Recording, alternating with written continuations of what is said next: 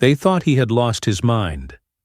A 15-year-old kid showing up to warm up for a world championship final wearing jeans, actual denim jeans, in the pool. While the best swimmers on the planet glided through their pre-race routines in high-tech suits designed by NASA engineers, Michael Phelps splashed into the water looking like he had just walked off a high school campus.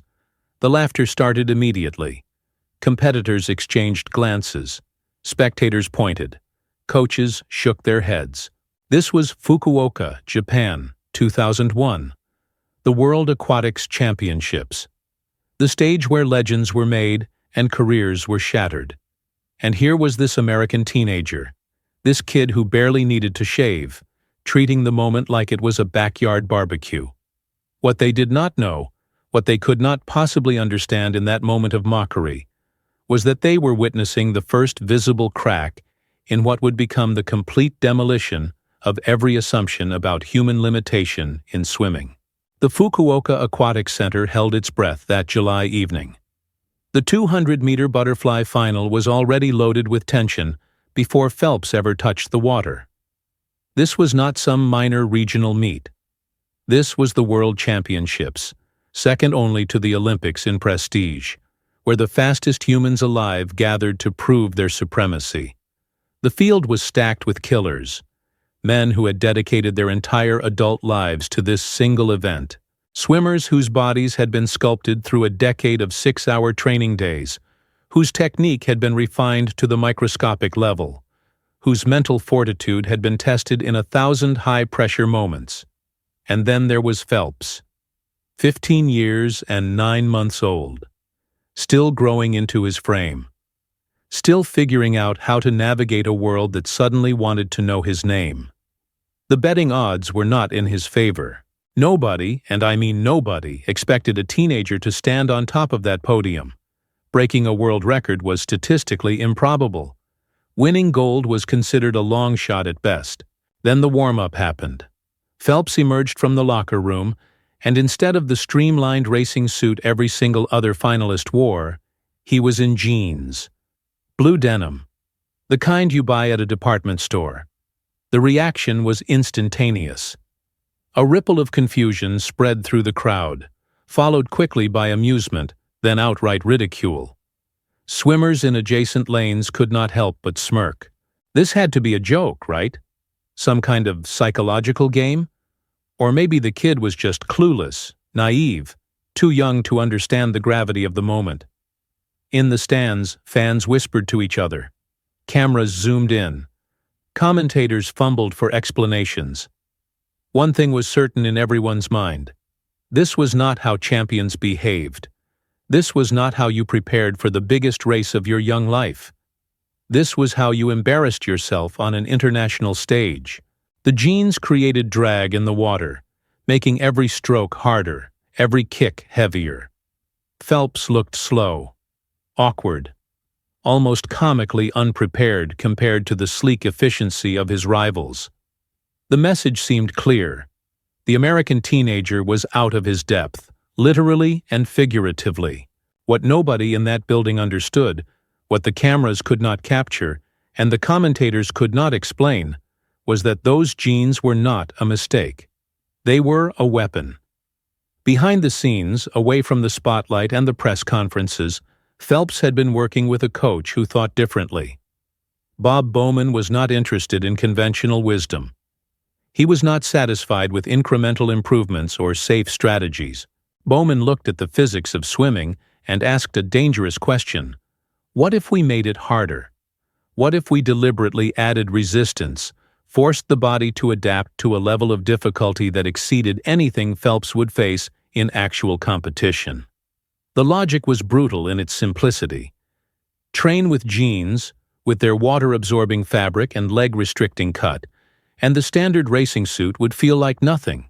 The body would have already adapted to moving through water while carrying extra weight, while fighting against material designed to slow you down.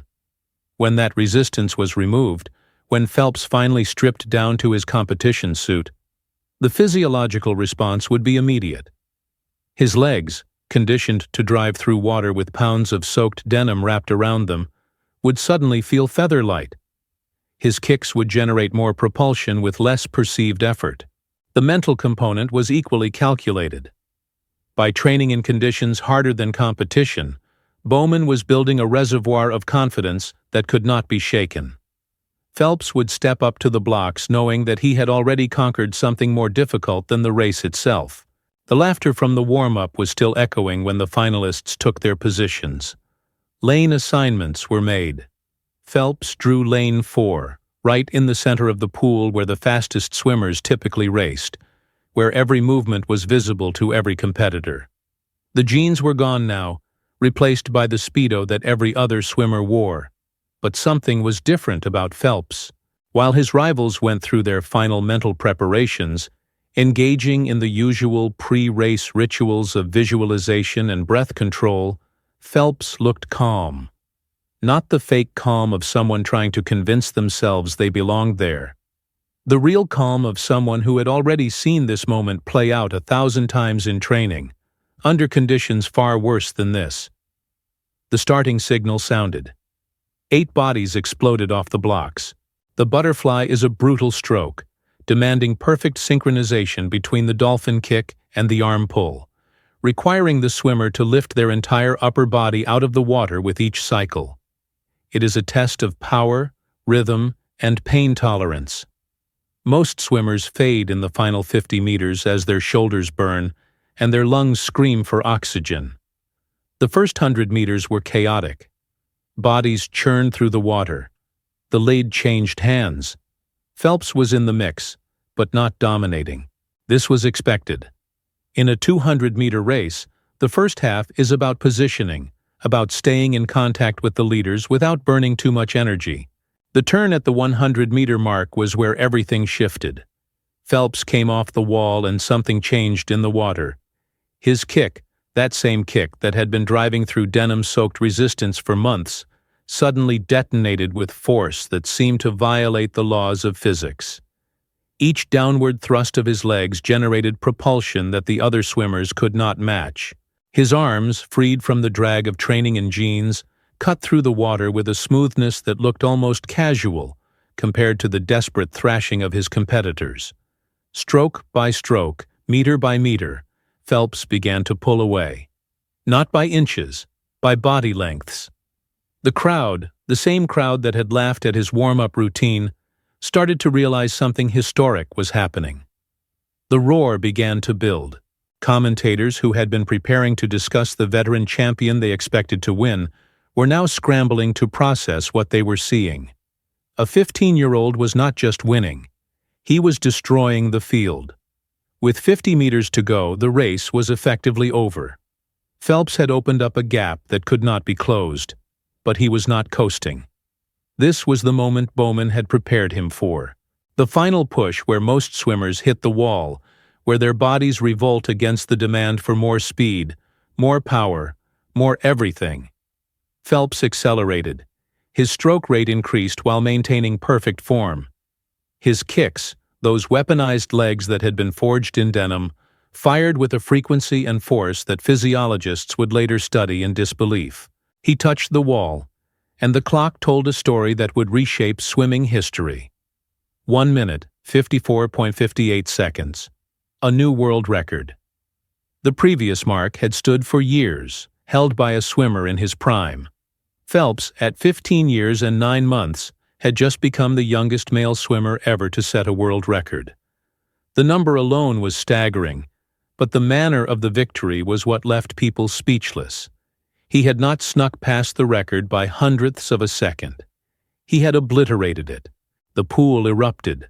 Phelps surfaced, looked at the scoreboard, and for a moment, just a moment, allowed himself to feel what he had accomplished.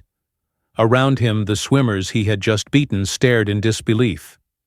These were world-class athletes, men who had trained their entire lives, and they had just been dismantled by a teenager who hours earlier had been laughed at for warming up in jeans. The irony was not lost on anyone. The medal ceremony was surreal. Phelps stood on the top of the podium, the youngest face in a sea of veterans, with a gold medal around his neck and his national anthem playing. The same people who had mocked him were now applauding, some with genuine admiration, others with the uncomfortable awareness that they had just witnessed the arrival of someone who would redefine their sport. You know what makes this story stick with you? It is not just that Phelps won.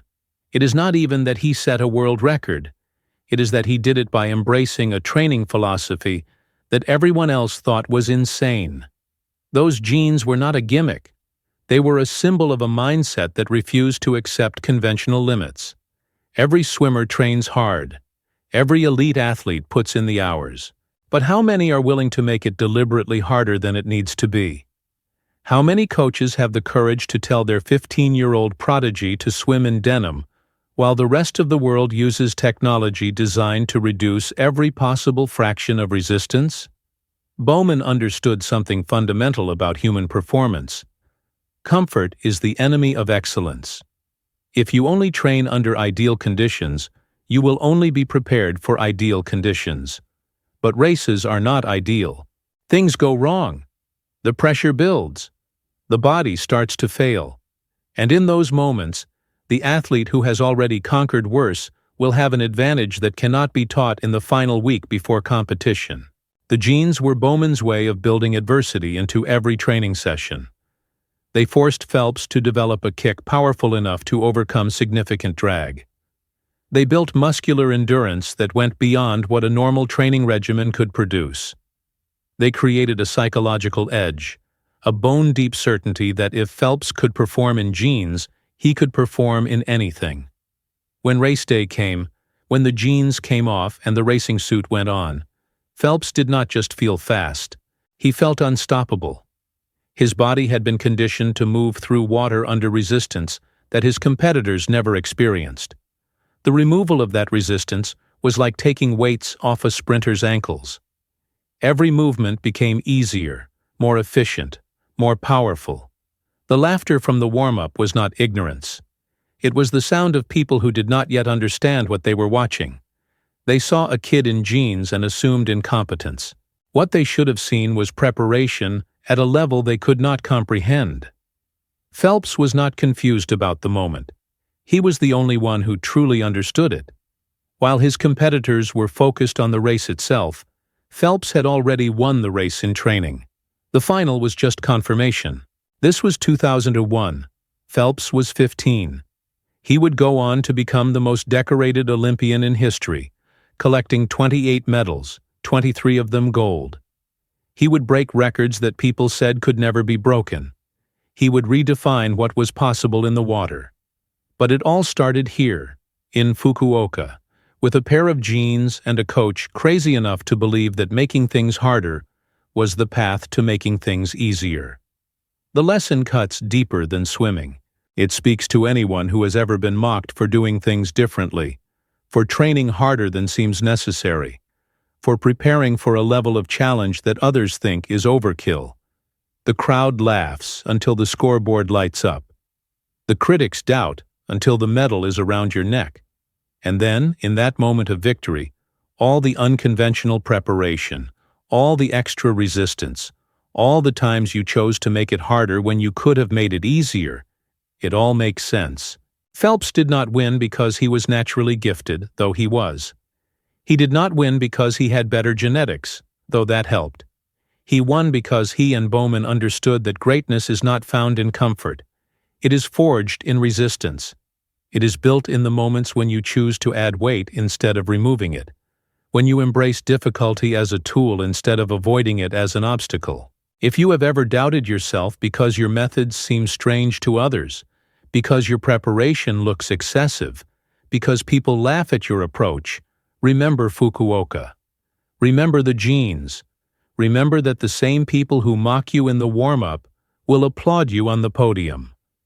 Subscribe to this channel if you want more stories about athletes who refused to train like everyone else, who found advantage in adversity, and who proved that the hardest path often leads to the highest peak. The next time you see someone doing something that seems ridiculous in preparation, before you laugh, ask yourself, do they know something I don't? Because sometimes the craziest training methods produce the most devastating results. And sometimes A 15-year-old kid in jeans is about to become the greatest swimmer the world has ever seen. Hit that like button if this story reminded you that preparation separates the good from the legendary. And subscribe because we are just getting started with the untold moments that built Michael Phelps into a living myth.